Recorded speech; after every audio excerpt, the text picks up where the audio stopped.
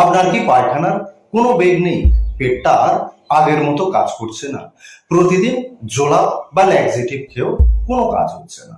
সকালে টয়লেটে আধ ঘন্টা বসে থেকেও চাপ দিয়েও পেট একদম ক্লিয়ার হচ্ছে না? বয়স্ক মানুষদের কমন অথচ বিরক্তিকর একটা সমস্যা হলো কোষ্ঠকাঠিন্য। বয়স বাড়ার সাথে সাথে পেট পরিষ্কার না হওয়ার সমস্যা কম বেশি সকলেরই হয়। আর পেট পরিষ্কার না হওয়ার কারণে গ্যাস অম্বল, পেট ভার, মাথা ভার ও খাবারের অরুচি হয়। তার সঙ্গে মেজাজও খিটখিটে হয়ে যায়। বন্ধুরা, আমি ডাক্তার মিলন বাংলা, আর আপনারা দেখছেন মিলন বাংলা হোম টিপস। এই ভিডিওতে আমি আপনাদের জানাবো বড়দের কোষ্ঠকাঠিন্য কেন হয়, কেন সাধারণ ওষুধে সারে না, অবহেলা করলে কি কি সমস্যা হতে পারে, আর হোমিও ওষুধে কিভাবে ভালো ফল পাবেন। সুতরাং বুঝতে পারছেন ভিডিওটা খুবই ইনফরমেটিভ হতে চলেছে।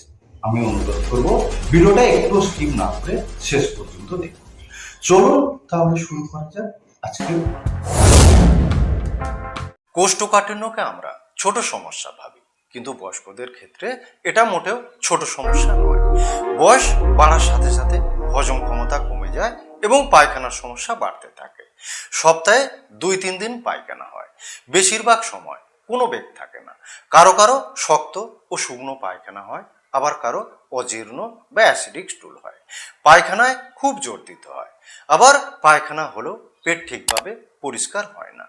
আর পেট পরিষ্কার করার জন্য অনেকেই জোলাপে অভ্যস্ত হয়ে পড়েন।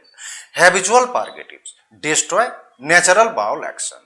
প্রতিদিন জোলাপ বা ল্যাক্সেটিভ খেলে অন্ত্র নিজের কাজ ভুলে যায়, নিজে থেকে পায়খানা হওয়ার ক্ষমতা কমে যায়, এগুলোর ওপর নির্ভরতা বেড়ে যায়, শরীরে ইলেকট্রোলাইট ইমব্যালেন্স হয়, আর পাইলস বা ফিচারের সমস্যা থাকলে তা বেড়ে যায়। আবার বয়স্ক মানুষেরা হার্ট, সুগার বা নার্ভের মতো কোনো না কোনো সমস্যায় ভোগেন। তাই পেট যদি ঠিকভাবে পরিষ্কার না হয় তাহলে এইসব রোগীদের শরীরে খারাপ প্রভাব পড়তে পারে। বয়স বাড়লে লিভার, স্টমাক ও ইন্টেস্টাইন দুর্বল হয়ে যায় এবং ডাইজেশন স্লো হয়ে যায়।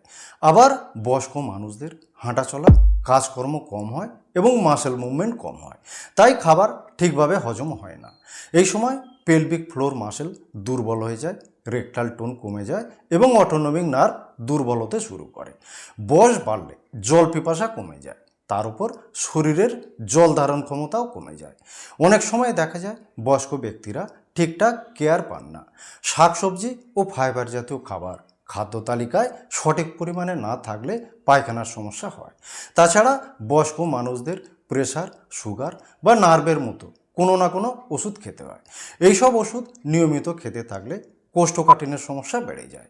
কোষ্ঠকাঠিন্যের সমস্যা দীর্ঘদিন চলতে থাকলে নানা জটিলতা দেখা দিতে পারে, যেমন গ্যাস, অম্বল, গলা বুক জ্বালা, খিদে কমে যাওয়া, মুখে দুর্গন্ধ, ঘুমের সমস্যা এবং মেজাজ খিটখিটে হয়ে যায়। তার সঙ্গে পাইলস বা ফিশারের সমস্যা বাড়তে পারে। আবার ব্লাড প্রেশার থাকলে তা ফ্লাকচুয়েট করতে পারে বা নার্ভের সমস্যা থাকলে তা বেড়ে যেতে পারে। কোষ্ঠকাঠিন্য এমনই এক রোগ যা কোনো কোনো ওষুধে এটা ধাতুগত লক্ষণ, আবার কোনো কোনো ওষুধে এটা স্থানীয় লক্ষণ হিসাবে দেখা যায়। অ্যালোমিনা কস্টিকাম এই ওষুধগুলোতে কোষ্ঠকাঠিন্য পায়ুপথের পক্ষাঘাতজনিত কারণে হয় এবং এটা স্থানীয় লক্ষণ। কিন্তু নেট্টামিওর, নাক্সভূমিকা, সাইলেসিয়া, লাইকোপোডিয়াম এই ওষুধগুলোতে কোষ্ঠকাঠিন্য ধাতুগত লক্ষণ। তাই সঠিক ওষুধটা আপনাকে নির্বাচন করতে হবে, তার সঙ্গে কিছু নিয়ম মেনে চলতে হবে, আর তাহলেই কোষ্ঠকাঠিন্যের সমস্যা দূর হয়ে যাবে। যেমন প্রতিদিন সকালে খালি পেটে 1 গ্লাস হালকা গরম জল পান করুন। টয়লেটে বসার একটা নির্দিষ্ট টাইম করুন। কমোডে না বসে ইন্ডিয়ান স্টাইলের টয়লেটে বসুন। পর্যাপ্ত পরিমাণে জল পান করুন। শাকসবজি, ফাইবারযুক্ত খাবার খাদ্য তালিকায় রাখুন। আর সম্ভব হলে প্রতিদিন হাঁটাচলা করুন। পারগেটিভস বা জোলাপের উপর নির্ভরতা কমান। আপনাকে মাথায় রাখতে হবে ল্যাক্সেটিভ শুধু জোর করে স্টুল বের করে দেয়, কিন্তু হোমিও ওষুধ বাল ফাংশন ঠিক করে এবং ইন্টেস্টাইনের মুভমেন্ট বাড়িয়ে দেয়। এবার কোষ্ঠকাঠিন্যের সমস্যায় আমি কয়েকটি কার্যকরী হোমিও ওষুধের সম্পর্কে আপনাদের জানাব। প্রথম ওষুধ হলো নেট্টাম্পস 30।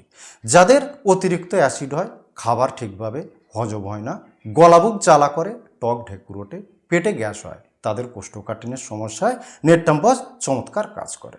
ওষুধ অ্যাসিড ইমব্যালেন্স ঠিক করে, ডাইজেশন ইমপ্রুভ করে এবং কোষ্ঠকাঠিন্যের সমস্যা দূর করে দেয়। এর পরের ওষুধ হলো নেট্টামিওর 30। বয়স্ক ব্যক্তিদের শরীরে জলের ঘাটতির কারণে কোষ্ঠকাঠিন্য হলে নেট্টামিওর উপযোগী হয়। ওষুধ শরীরের ওয়াটার ব্যালেন্স রেগুলেট করে। যখন ইন্টেস্টাইনে ময়েশ্চার ল্যাক করে তখন এই ওষুধ প্রয়োগ করা উচিত। ওষুধের লক্ষণে দেখা যায় মল শক্ত হয় এবং ভেঙে টুকরো টুকরো হয়ে খসে পড়ে। শক্ত পায়খানার কারণে মলদ্বার ফেটে যায় এবং রক্তপাত হয়। তবে নেট্টামিওরের কোষ্ঠবদ্ধতা ধাতুগত সমস্যা, তাই ওষুধ তখনই কাজ করবে যখন রোগীর মধ্যে ওষুধের চরিত্রগত লক্ষণগুলো থাকবে, যেমন ক্রন্দনশীল মেজাজ, নির্জন প্রিয়তা, ঠান্ডার আকাঙ্ক্ষা, শীতল জলে স্নানের ইচ্ছা, লবণ ও তেতো খাওয়ার ইচ্ছা, প্রচুর ঘাম, তার সঙ্গে শুষ্কতার অনুভূতি, রোদ সহ্য করতে না পারা, মাথা ব্যথা ইত্যাদি। বয়স্ক ব্যক্তিদের কোষ্ঠকাঠিন্যের সমস্যায় আর একটা ভালো ওষুধ হলো নাশভূমিকা 30।